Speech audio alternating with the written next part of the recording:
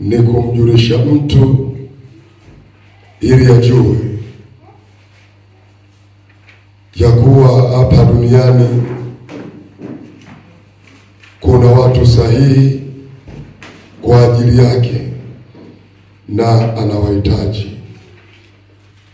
Lengo namba moja ni kumjulisha mtu ili ajue ya kuwa hapa duniani kuna watu sahihi kwa ajili yake na anawahitaji. Lengo namba mbili, kumtaka mtu kumwomba Bwana Mungu, kumtaka mtu kumwomba Bwana Mungu ili amkutanishe na watu sahihi. Kumtaka mtu kumwomba Bwana Mungu ili amkutanishe na watu sahihi. Marko sura ya 2 mstari wa 1 mpaka mstari wa 5. Marko sura ya 2 mstari wa 1 mpaka mstari wa 5 ni mstari wetu ambao tumekuwa tukiufuatilia na ndio mstari wetu wa msingi. Jina la Bwana libarikiwe. Sasa tulianza kuangalia kwa nini unamhitaji mtu sahihi kwenye maisha yako. Kwa nini unamhitaji mtu sahihi kwenye maisha yako? Kwa nini unamhitaji mtu sahihi kwenye maisha yako? Jina la Bwana libarikiwe. Amen. Hapo ndio tumeanza kuangalia, na mpaka siku ya jana tulikuwa tumeangalia namba 5. Amen.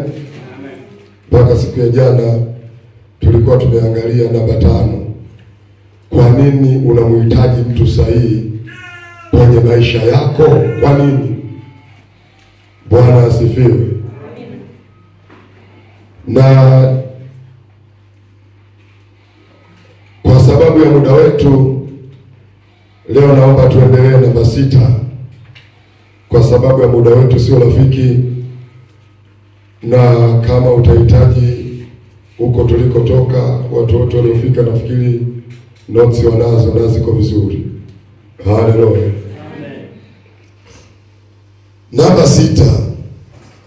Namba 6. Tunachokiangalia kwa nini unamhitaji mtu sahihi kwenye maisha yako. Namba 6. Mtu sahihi amebeba faraja yako. Mtu sahihi amebeba faraja yako. Mtu sahihi amebeba faraja yako. Mtu sahihi, ukimpata mtu sahihi kwenye maisha yako, basi huyo mtu sahihi anakuwa amebeba faraja yako. Kwenye mabano andika mtia moyo. Kwenye mabano andika mtia moyo. Ukimpata mtu sahihi anakuwa amebeba faraja yako, lakini anatia moyo. Samueli wa kwanza sura ya 1. Samueli wa kwanza sura ya 1 mstari wa 1 mpaka wa 8 anasema hivi. Samueli wa kwanza sura ya 1 mstari wa 1 mpaka wa 8.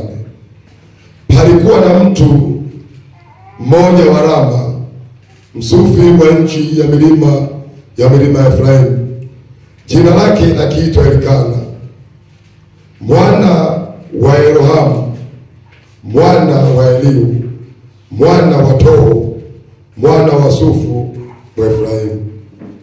Naye alikuwa na wake wawili, jina lake mmoja akiitwa Hana na jina lake wa pili aliitwa Penina.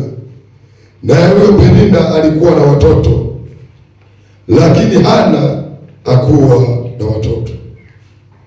Na mtu huyo alikuwa akikwea kutoka mjini kwake mwaka kwa mwaka ili kuabudu na kumtolea Bwana wa majeshi dhabihu katika Shilo.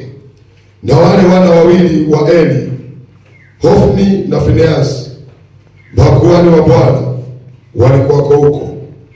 Hata siku ile ilipofika, Elikana alipotoa dhabihu kumpa mkewe Penina sehemu, akawapa na watoto wake wote waume kwa wake sehemu zao. Lakini Hana umpa sehemu mara mbili, maana alimpenda Hana, ingawa Bwana alikuwa amemfunga tumbo. Hebu sema, Bwana alikuwa amemfunga tumbo. Kwa hali ya kibinadamu ya kawaida, ukikosa mtoto unajua nani adui. Amen. Lakini hapa anasema Bwana alikuwa amemfunga tumbo. Mstari wa 6.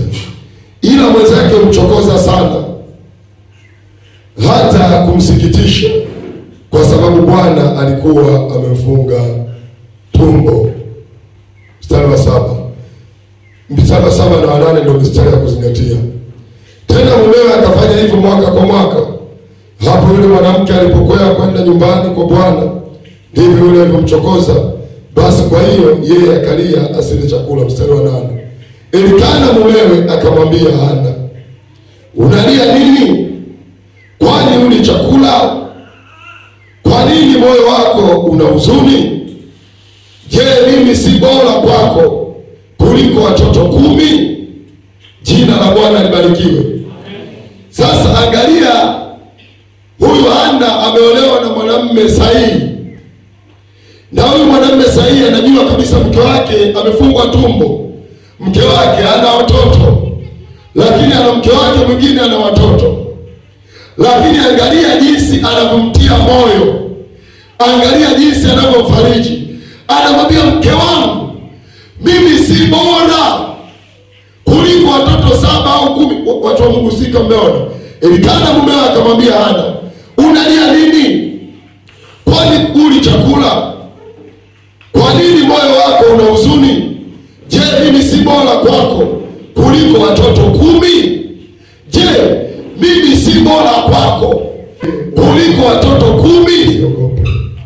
Kanisa la Bwana, Bwana asifiwe. Anamtia moyo, yani manake hiki kitendo cha kumtia moyo mke wake anafarijika. Jina la Bwana libarikiwe. Anafanyaje? Anafarijika. Nisikilizeni watu wa Mungu, vijana, wa baba, wa mama, mabinti mliopo hapa. Hapa duniani ukimwona mtu anapita mahali pagumu, mtie moyo. Kanisa la Bwana, Bwana Yesu asifiwe.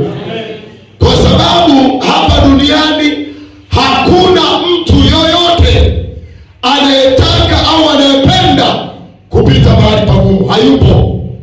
Dunia nzima hayupo mtu yoyote anayependa kupita mahali pagumu. Lakini anajikuta tu ghafla ameingia mahali pagumu. Ameingia mahali pagumu. Anasoma, alitarajia perform vizuri, anafika shuleni anashindwa kuperform vizuri. Ameolewa, yupo kwenye ndoa, anakuta hapati mtoto. Amekaa na mume wake amekufa. Alikuwa na biashara imepata shida, imefilisika. Sasa ukiona mtu wa namna hii, mtie moyo. Bwana Yesu asifiwe. Usimvunje moyo, kwa sababu hii ni safari ya maisha. Na kama ukiona huwezi kumtia moyo, basi funga mdomo, nyamaza kimya. Kanisa la Bwana, Bwana Yesu asifiwe. Yaani funga mdomo, usiongee kitu chochote. Kusema fulani alikuwa na hiki, funga mdomo. Lakini kama unaweza kumtia moyo, mtie moyo mtu, mfariji mtu. Kanisa, Bwana Yesu asifiwe. Kanisa, Bwana Yesu asifiwe. Kwa hiyo tulikuwa tunaangalia namba 6 ambayo nimesema mtu sahihi amebeba faraja yako. Mtu sahihi amebeba faraja yako. Mtia moyo. Na hapo tumesoma Samueli wa kwanza sura ya 1 mstari wa 1 mpaka wa 8. Lakini tusome tena Samueli wa kwanza sura ya 23. Samueli wa kwanza sura ya 23.